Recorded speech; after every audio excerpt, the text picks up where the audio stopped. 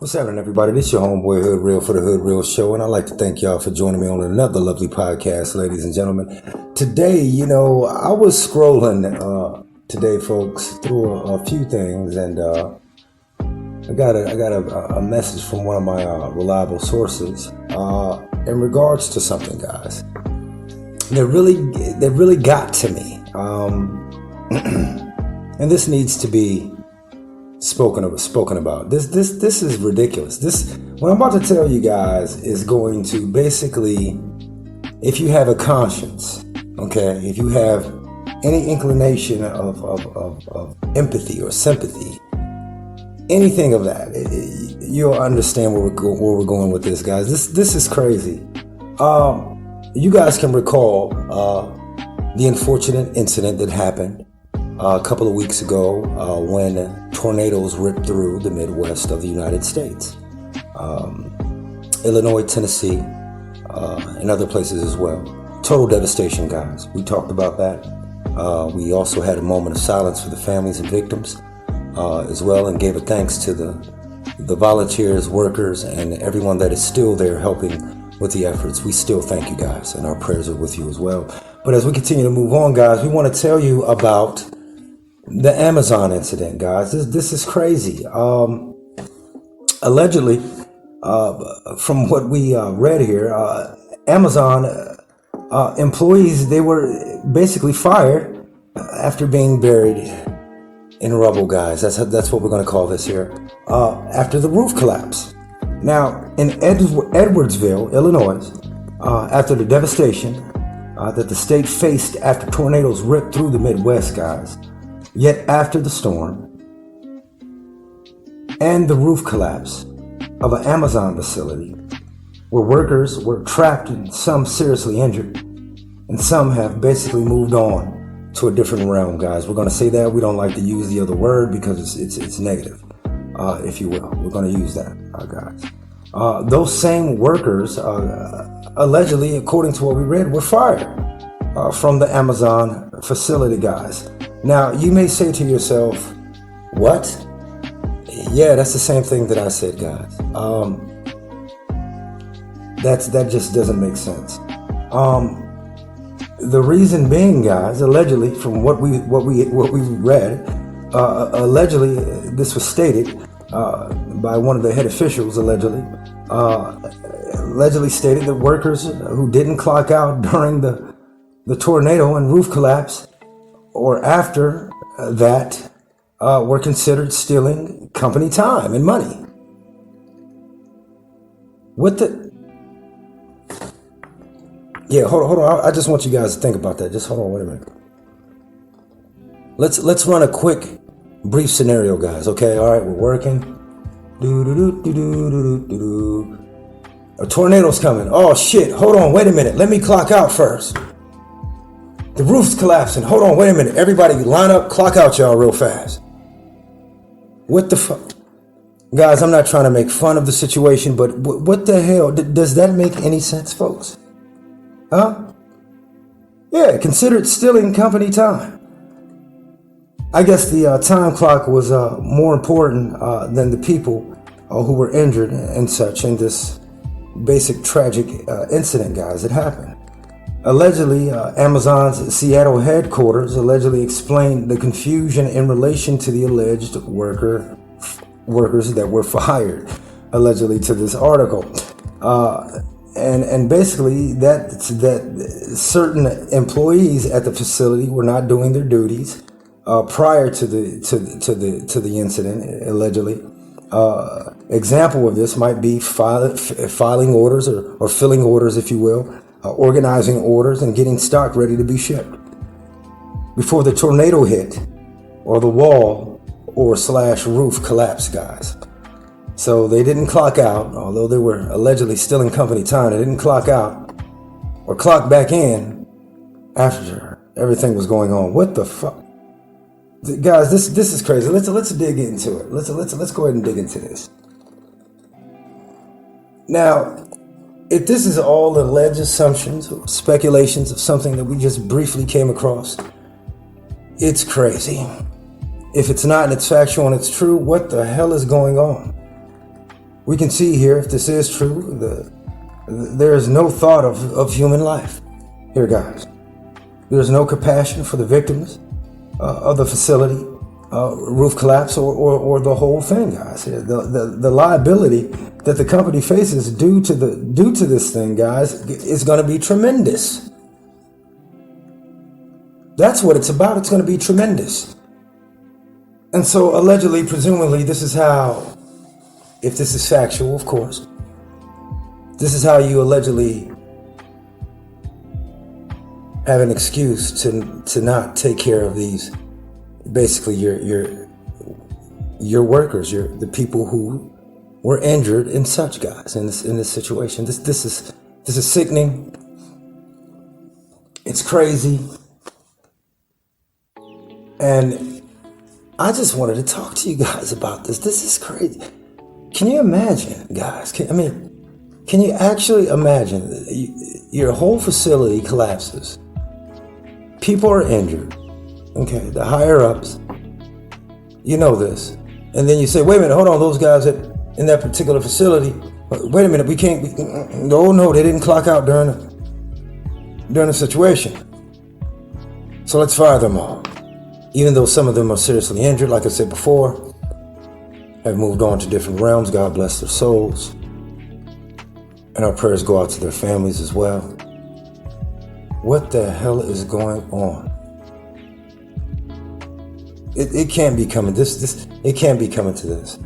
It can't be coming to this. It can't be. That is just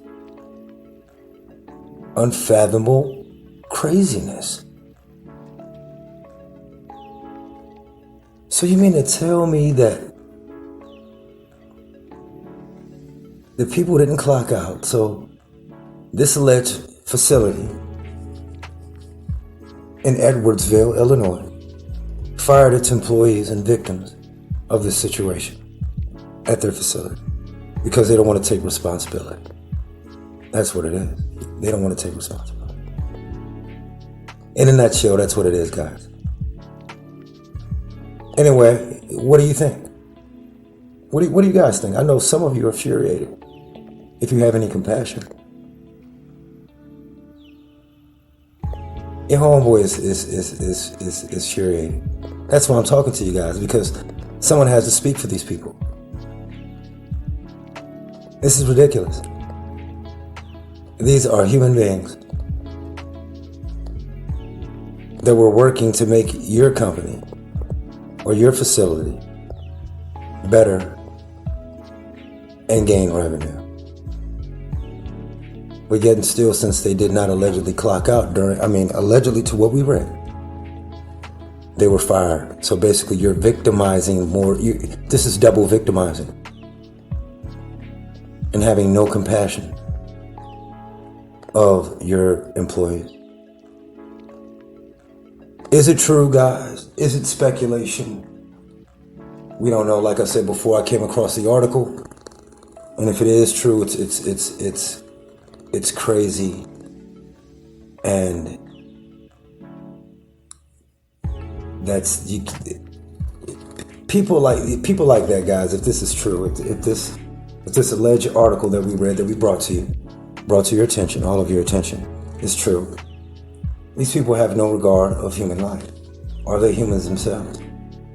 This is ridiculous and crazy. This is something to make you think. Pay attention, people, to your surroundings and what you're doing and who you're dealing with. This is a whole different ball game here. Anyway, we will continue to pray for the families and the people and the victims of the tornado incident that happened in the Midwest, including in Edwardsville, Illinois, Kentucky, and so on. And we will also continue to pray for and give thanks to all the military, state and local officials, and volunteers and workers who are there helping right now in that situation. And our prayers go to the families as well, guys. So we're going to continue to move on, guys, and I want to tell you guys about another story. And this will kind of like take your minds off of that, guys, for a minute here. And we're going to talk about something that was discovered off the coast of New Zealand, allegedly. Now, divers off the coast of New Zealand allegedly came face to face with a gigantic sea worm-like creature that was an estimated 30 feet long or more. All right. The alleged creature, presumably called a pyrosome, are part of a family of sea creatures known as tunicates or sea squirts. They have also been known as cockroaches of the sea. Oh my God. Now, this alleged life form, or group of life forms, allegedly have the ability to pull food from inhospitable environments. Inhospitable environments. Okay, all right. Weird. Very weird. So anyway, as we continue to move on, videographer Steve Hathaway and Andrew Buttle discovered the life form, guys, during a tourism underwater video promo that they were shooting. Hathaway stated that his friend Buttle noticed the creature swimming near the boat that they were on. Then he just put on his diving gear and started to film and take pictures of the creature, guys. This lasted for more than about an hour or so. The alleged multicellular life form pumps water through its worm-like body to catch and feed on alleged phytoplankton, poop particles, and other bacteria that may be roaming around in the sea. Now, the creature usually surfaces from the depths of the ocean to the surface at night to feed off anything that they can find on the surface. Wow, now let's go back. So basically, to try to make it seem like it's a soft thing. So an alleged creature that basically, it says this right here. It says that it has the ability to pull food from inhospitable environments. You're in hospitable environments when they, allegedly, according to what we're reading here, they come to the surface at night to feed on anything that they can find on the surface of the water. If you guys can remember a Creep Show, I believe, there was a skit on there about a life form. There was a group of kids who basically went to a little swimming hole and they swam out to a little float, if you will, guys, and they're standing on this platform, a floating platform, and they're like, all right, who's going to make it back? Then all of a sudden this blob shows up in the water. One of them tries to swim to the shore, and the blob engulfs them and eats them. It's just crazy, guys, and the blob was toxic. Could this be an alleged correlation of this creature, guys? We don't know. We don't know, guys. Basically, according to science and ocean biologists, the life form or creature or organisms can live on forever if they're not destroyed. Wow, that's crazy. Anyway, guys, I did just want to take your minds off of the seriousness of the Amazon collapse there, and just tell you about, the things that are going on around us. That wow, it's phenomenal in certain places, but yet and still, we still have to have compassion for everything, and that includes human life, guys. It's tragic what happened during the tornadoes and things like that. And the recovery efforts are still going on. And like I said before, our prayers and thanks go to all of you that are there, all of you that are praying, all of you that are showing your support for the hard-hit areas. And we thank you. We thank you. We thank you all. We thank you all for listening, for giving us your ear for a few minutes, guys, and showing your love to us. Anyway, this is your man, Hood Real. Remember, keep God in your heart, stay blessed, stay true, and I'll see you guys next time. One love, Hood Real.